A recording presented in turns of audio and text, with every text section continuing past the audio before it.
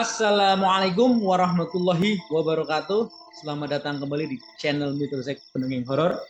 Halo, apa kabar teman-teman sekalian? Ya, semoga kita semua selalu diberkahi oleh Allah dengan rezeki yang luas, kesehatan yang prima, dan kebahagiaan hidup dunia dan akhirat. Dilancarkan segala urusan dan pekerjaannya baik di dunia maupun di akhirat.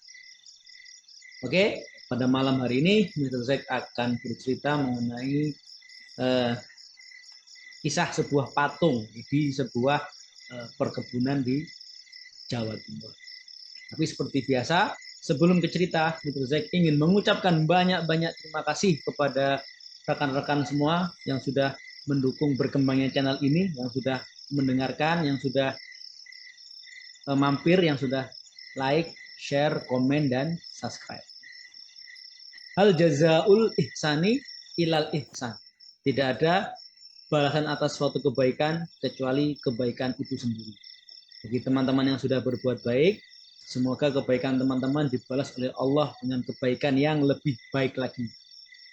Bagi teman-teman yang mendengarkan tapi belum subscribe, mohon di-subscribe supaya Mr. Zack lebih bersemangat dalam membuat konten horor terbaru yang akan menghidrasi rasa haus teman-teman. Dan mungkin juga kalau teman-teman ada kisah-kisah horor dan ingin berbagi, dipersilakan. Alamat ada di kolom deskripsi. Oke, kita ke cerita atau uh, kisah malam hari ini adalah sebuah pengalaman dari Mr. Zack ketika berdinas di sebuah daerah perkebunan di Provinsi Jawa Timur. Ya, karena terkait dengan instansi pekerjaan, maka dalam hal tertentu maka baik lokasi, nama maupun hal-hal lain yang menyangkut pautkan dengan BUMN tersebut, ya, instansi tersebut, maka kita samarkan.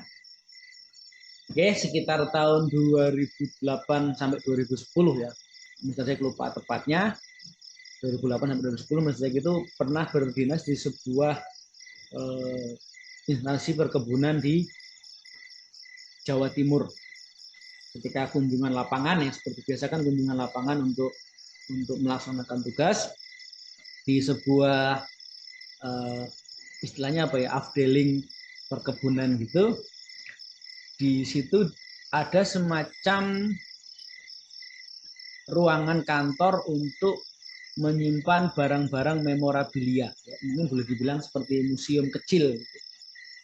Ya, karena perkebunan itu kan rata-rata kan bikinan Belanda dari zaman tahun 1800, jadi menyimpan koleksi-koleksi memorabilia dari masa ke masa, ya, dari perkebunan zaman Belanda sampai dengan keadaan terkini. Ada foto-foto hitam putih, ada alat kerja masa lalu. Sampai suatu ketika di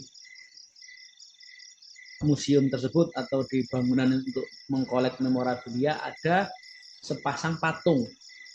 Patungnya yang nggak tinggi ya, nggak tinggi, paling 30 cm. Sepasang patung, yang satu patung laki-laki, satu patung perempuan, menggunakan mirip seperti pakaian pengantin Jawa. Tapi ketika Master Zack ke situ melihat patung itu seperti ada hal yang aneh, seperti ada getaran, gitu. Seperti merasakan bahwa ada penghuni atau ada sesuatu yang mendiami patung tersebut. Ya entah khodam, entah apapun yang menghuni atau mendiami patung. Oke, kami abaikan ya, Menurut Zack abaikan ya, karena memang nggak ada habisnya kalau berurusan sama makhluk-makhluk gaib gitu. Karena besok masih harus berdinas di situ, ketemu lagi lah ya, istinya bertemu dengan patung itu. Jadi memang ada semacam kayak ada something ya. Jadi kalau teman-teman yang nonton channel Mr. Zack yang sebelum-sebelumnya ya, jadi Mr. Zack itu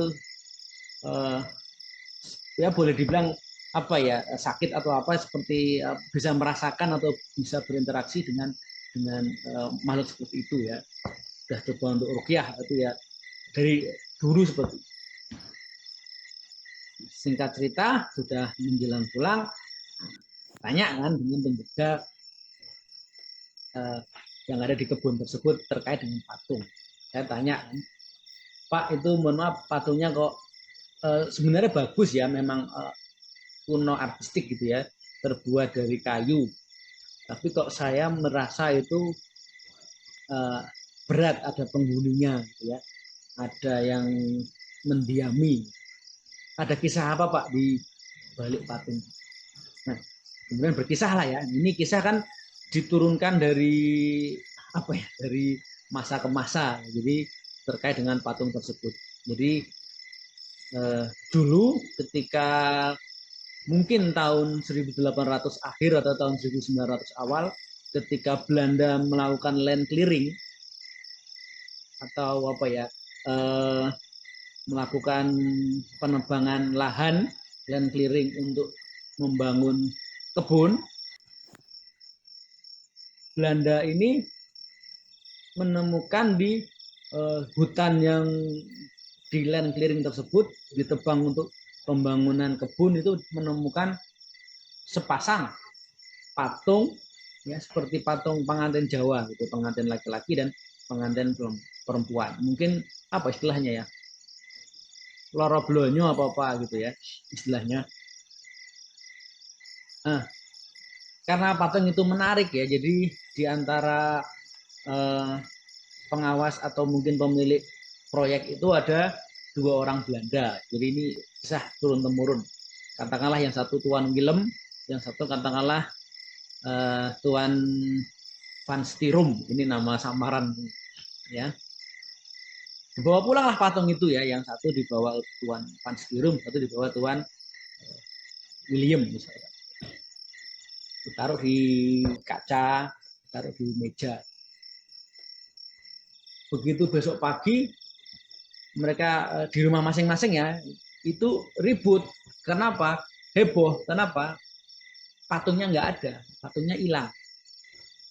Tuan Willem protes ke karyawannya, mungkin ada yang mencuri atau apa. Tuan Stilm juga marah ke pegawainya,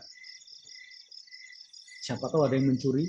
Ternyata begitu masuk ke site atau ke lokasi perkebunan yang di land clearing itu, yang masih hutan itu, di situ ditemukan patung itu sudah bersatu kembali, sudah menyatu kembali ya, patung laki-laki dan patung perempuan.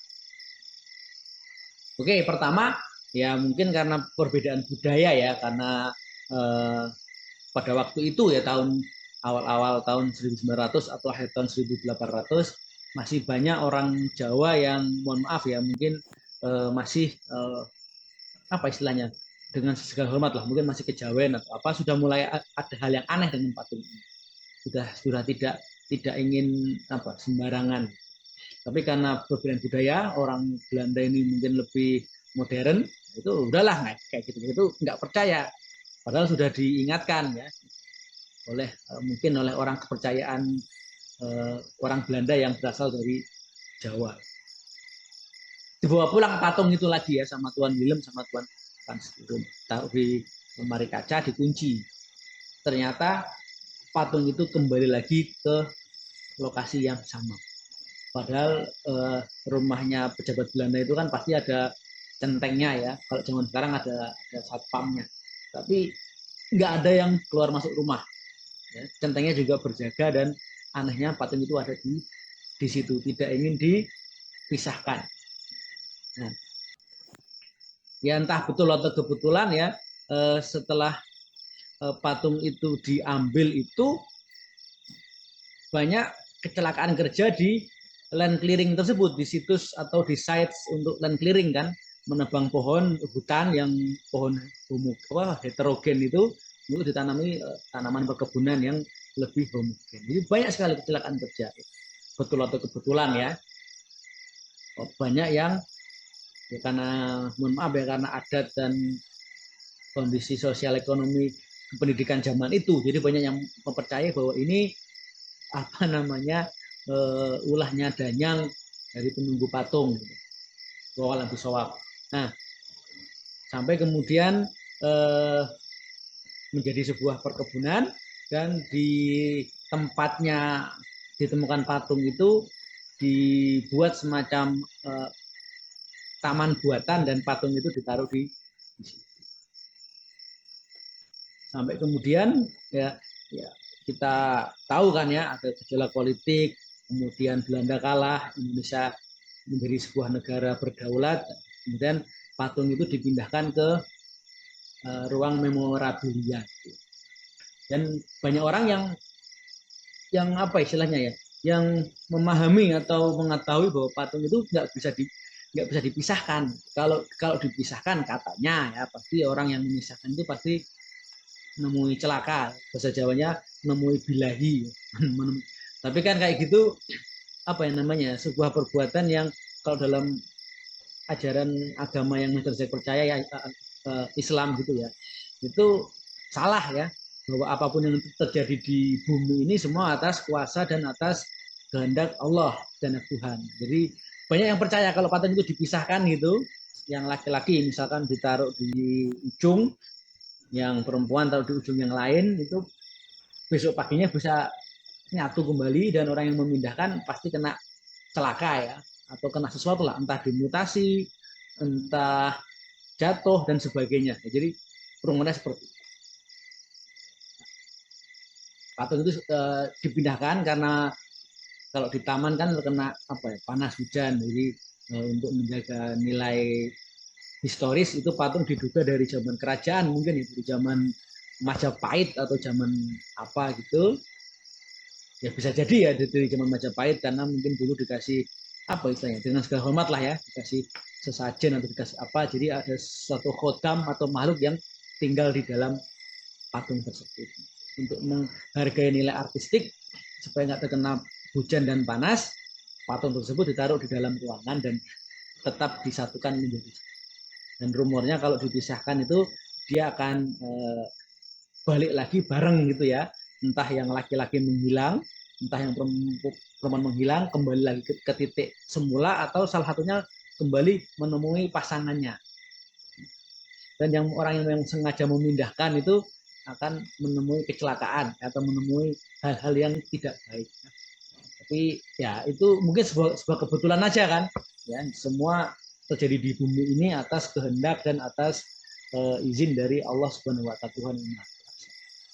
Ya, bagi teman-teman yang mendengar dan tahu ya, mohon izin untuk dikip aja ya, karena ini terkait dengan instansi yang di mana banyak orang yang mencari nafkah. Jadi biarlah menjadi sebuah apa ya istilahnya, menjadi sebuah cerita saja ya. Kalau sudah tahu udah untuk kita simpan aja ya, ambil yang baik-baiknya ya, yang buruk-buruknya kita filter, kita filter. Oke, demikian cerita untuk malam hari ini. Semoga teman-teman terhibur. Sebelum Metersek Pendongeng Horor undur diri, sekali lagi ingin mengucapkan banyak-banyak terima kasih atas perhatian, atas dukungan, atas atensi teman-teman sekalian untuk berkembangnya channel ini. Ya, terima kasih dan terima kasih. Metersek undur diri. Wassalamualaikum warahmatullahi wabarakatuh.